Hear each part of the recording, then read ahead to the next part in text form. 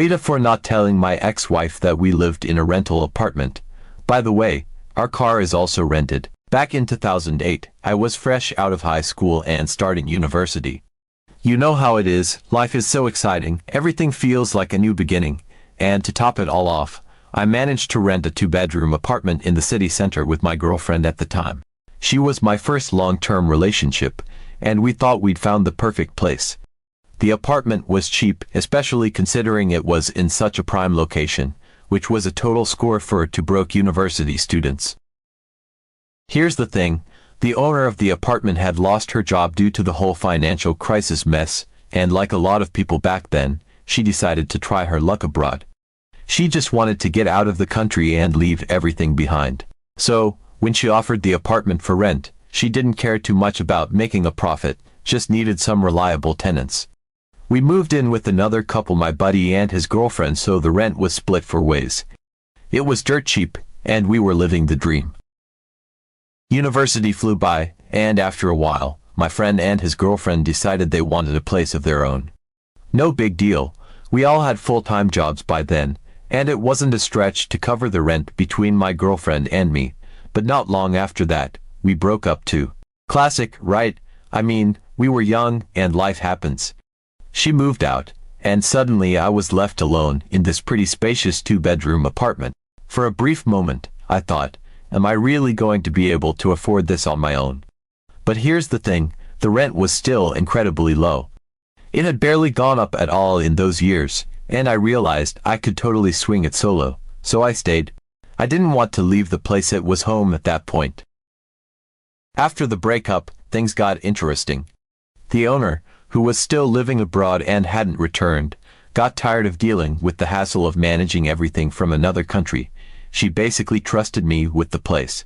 She didn't want to be involved with bills, maintenance, or any of that stuff, so I handled it all. It was kind of like I was the landlord, even though I wasn't. I just paid the rent to her every month, dealt with all the bills, and she let me treat the place as if it were my own. We didn't even have a written agreement at this point. It was all based on mutual trust. Honestly, it felt like my place, and I started referring to it as such.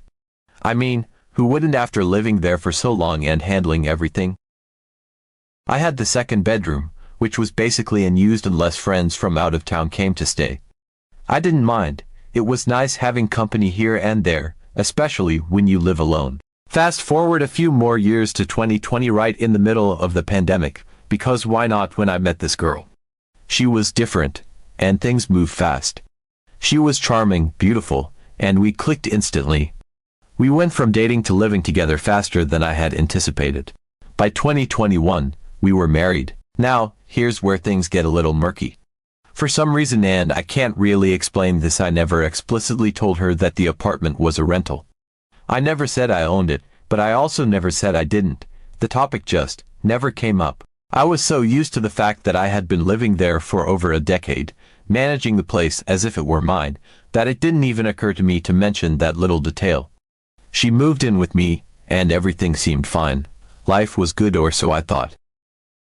But you know how it goes, the honeymoon phase doesn't last forever, and after a while, we started having our issues. Turns out we weren't as compatible as we'd hoped, and things began to cool down between us. Eventually, we had the inevitable conversation, and we both agreed that divorce was the best option. No drama, no mess, just 2 people realizing they'd made a mistake. At least, that's what I thought. We started doing the paperwork for the divorce, and she began making plans to move out. Everything seemed straightforward until, out of nowhere, I received this email from her. I was at work when it came in, and at first, I didn't think much of it. I opened the email, and there it was, an attachment, a real estate valuation document for the apartment. I blinked at the screen, confused as hell.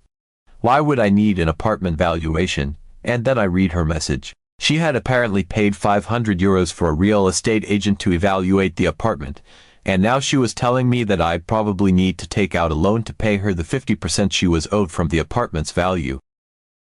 I immediately replied to her email, trying to keep things calm, even though I was completely baffled.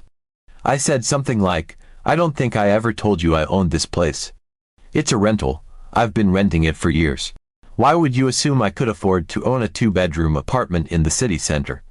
You know where I work, and you know how much I make. I thought that would be the end of it, maybe some awkward back and forth, but she'd understand, right? Wrong. So wrong. She called me almost immediately, and when I answered, she was furious. I mean, she was yelling like I had committed some massive betrayal. She started accusing me of lying to her for years, saying I had deceived her by not telling her the apartment was a rental. I tried to explain that it wasn't something I intentionally hid from her. It just never came up, and in my mind, it wasn't a big deal. But she wasn't having any of it. She kept shouting about how I'd misled her and made her think we had this apartment together. Then she said something that really threw me off. She demanded that if I wasn't going to pay her for the apartment, she was taking the car instead. Now, here's the thing. We did lease a car together during our marriage, but it's a lease. The bank owns the car, not us. So I told her, as calmly as I could, you do realize that the car is leased, right? We don't actually own it. The bank does. That's when she really lost it. She started screaming that I'd lied to her about everything, not just the apartment but also the car, and how I'd basically been deceiving her our entire marriage. She even demanded that I pay her back the 500 euros she spent on the valuation. I told her, look, I didn't ask you to do that. You didn't consult me before you spent the money, so I don't see why I should be responsible for it. I mean, fair enough, right? She called me an asshole and hung up.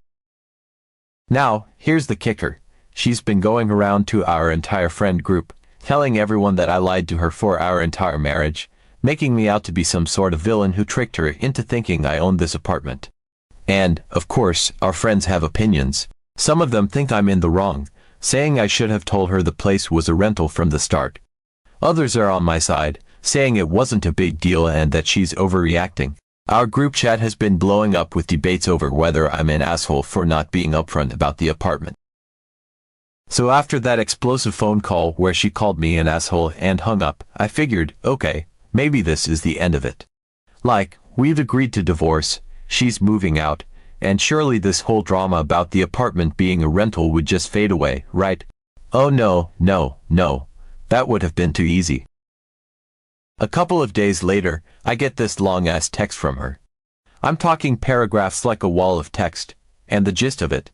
She's still demanding that I pay her back the 500 euros she spent on the real estate valuation. Apparently, in her mind, she was doing something that was in the best interest of both of us, and that I should have told her about the apartment being a rental from the start. So because I didn't, she feels that I owe her this money since she wouldn't have spent it if I'd been honest. Now, here's where things get ridiculous. She says that if I don't pay her back the 500, she's going to take legal action. Yes, you read that right. She's threatening to sue me over this. She claims that by withholding important information about the apartment, I somehow misled her into thinking it was ours and that the valuation was done under false pretenses, so now I'm financially responsible for it. I'm sitting there, reading this message, just in disbelief.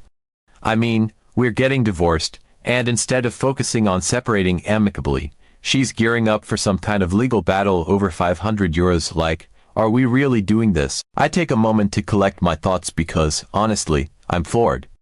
This is the same person I was madly in love with just a year ago, and now she's treating me like some kind of con artist. I start drafting a response, trying to stay calm, because my first instinct was to just be like, are you kidding me right now? But I decide to take the high road. I tell her, look, I didn't ask you to get the apartment evaluated. You did that on your own without talking to me about it. The apartment is a rental, and I've been paying for it out of my own pocket since we got together. You've never contributed to the rent, so I don't see why I should owe you anything for this valuation. I hit send, thinking that's a reasonable response, right? I mean, she never once paid a dime towards the rent while we were living together. I handled all of that. Sure, we split other bills like groceries, utilities, and the lease on the car, but rent, that was always on me. So why in the world would I owe her for something related to the apartment, especially when it's a rental? Well, of course, that didn't go over well. She shoots back with another text, saying that it doesn't matter if she wasn't paying the rent because we were building a life together, and she was under the impression that the apartment was part of that life. She says I let her believe we were co-owners of the place and that by not correcting her assumption, I misled her into thinking we were on equal footing when it came to the apartment. Now I'm just shaking my head. This is getting out of hand. I tell her again that I never once told her we owned the apartment and that I never hid anything from her. It's not like I sat her down and lied about owning the place. I just didn't bring it up because, in my mind, it wasn't relevant. And I stand by that. She never asked, and it never came up in conversation. Why would I go out of my way to say, "Oh, by the way, this place is a rental"? I figured it was obvious. We're not exactly swimming in money, and she knows how much I make.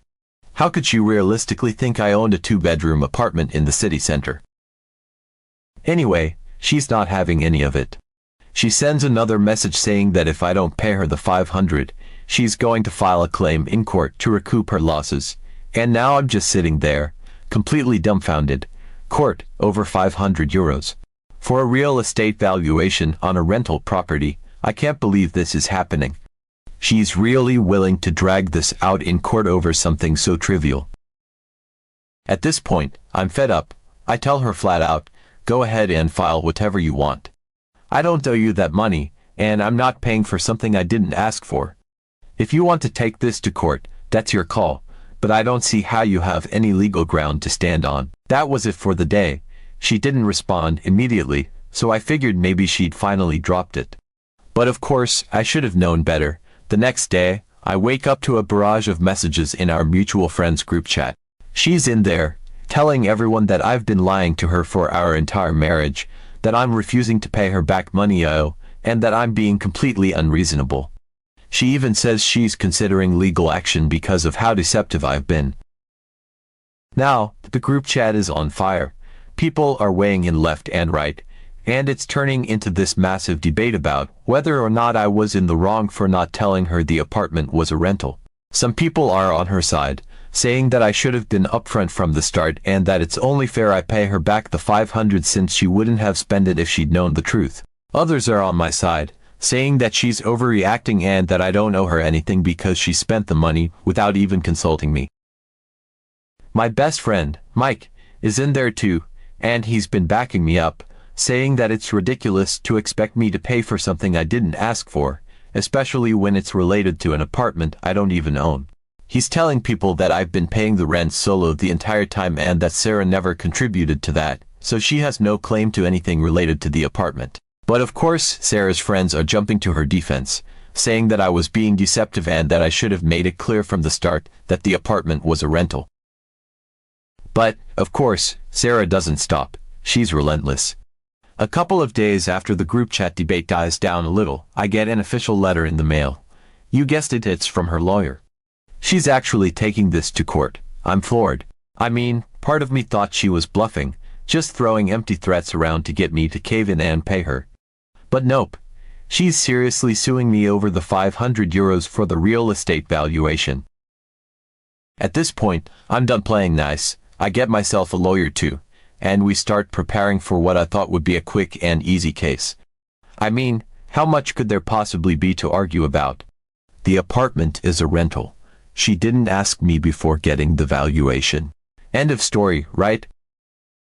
Wrong. The court date gets set, and the drama continues to unfold. Sarah, being the social butterfly she is, keeps talking to everyone in our mutual friend group, acting like this lawsuit is going to be her big victory. She's out there telling people that she's going to expose me for being dishonest and how this will teach me a lesson about keeping secrets in a marriage. She's got this weird narrative in her head that somehow she's the victim of some grand conspiracy, when really, she's just mad because she didn't get what she thought she was entitled to. The day of the court hearing finally arrives, and I'm ready to get this over with. My lawyer has reassured me multiple times that Sarah doesn't have much of a case. I mean, she can't prove any wrongdoing on my part. I didn't lie, I just didn't volunteer unnecessary information about a rental apartment, and I certainly didn't ask her to get it evaluated. So we go to court, and let me tell you, it's an absolute circus. Sarah's lawyer is trying to paint this picture of me as this shady guy who deliberately misled his wife into thinking the apartment was ours. They try to spin it like I was living some kind of double life, keeping all these secrets, and that I intentionally let her believe we owned the place so I could maintain control over the marriage. It's ridiculous, but they're really going for it. My lawyer, on the other hand, is cool as ice. He lays everything out clearly: how I've been paying the rent for the entire duration of our relationship, how Sarah never contributed to that, and how she made a unilateral decision to spend €500 on a valuation without even talking to me first. He makes it very clear that there was no deception, just a simple misunderstanding that could have been resolved with a single conversation if Sarah hadn't jumped the gun. Sarah's lawyer tries to argue that I should have been more transparent about the apartment being a rental, but my lawyer counters by pointing out that Sarah had never once asked about the ownership of the apartment, and it wasn't like I went out of my way to lie about it. It just never came up, and that's not something you sue someone over. It's not like I committed fraud or anything. The judge listens to both sides, and honestly, you could tell from their face that they weren't buying Sarah's sob story. I mean, it's €500 for a valuation on a rental property. How big of a deal can this really be? By the end of the hearing, it's clear where things are headed. Sarah's case is flimsy at best, and my lawyer's arguments are rock solid. The verdict comes in, and the judge rules in my favor. Sarah's claim is dismissed. But here's the best part. Not only does she lose the case, but the judge also orders her to pay me half of the amount she was suing for as a form of moral compensation for the trouble she caused. That's right, Sarah now has to pay me €250 for dragging me through this entire ridiculous ordeal. The look on her face when the judge announced the ruling, priceless. She was absolutely furious. I'm trying my hardest not to smirk as we leave the courtroom, but inside, I'm feeling vindicated. All of her blustering, all of her threats, and all of her drama had amounted to nothing. She went in thinking she'd win big and come out as the hero of the story, but in the end, she just embarrassed herself in front of everyone. Of course, after the ruling, the fallout continues. She's furious and goes back to our friend group, trying to spin the story in her favor again. She's telling people that the court was biased and that I somehow manipulated the judge into ruling in my favor. Like what? Most people see through it at this point, though. I mean, the facts are clear. I didn't do anything wrong, and she lost. Mike, being the legend that he is, just starts trolling her at this point. Every time she brings it up in the group chat, he's like, well, at least you don't have to pay the full €500, just €250. That's a discount. He's not letting her live this down, and honestly, I can't help but laugh every time. In the end, Sarah and I have fully separated. She moved out, took what was hers including the leased car, which is still technically owned by the bank, by the way, and we went our separate ways. We don't talk anymore, and our mutual friends have mostly stopped engaging in the drama. Life has finally started to calm down. All of this because I didn't explicitly state that I was renting an apartment. It's mind-boggling, but hey, at least it's over now, and I can finally move on. And as for that $250, I think I'll take Mike out for a few beers. He deserves it for sticking by me through all of this. So yeah, that's my story. What do you think, Reddit? Am I AITA for not telling her the apartment was a rental, or did Sarah just take this way too far? At least I got some closure, and €250 as a bonus.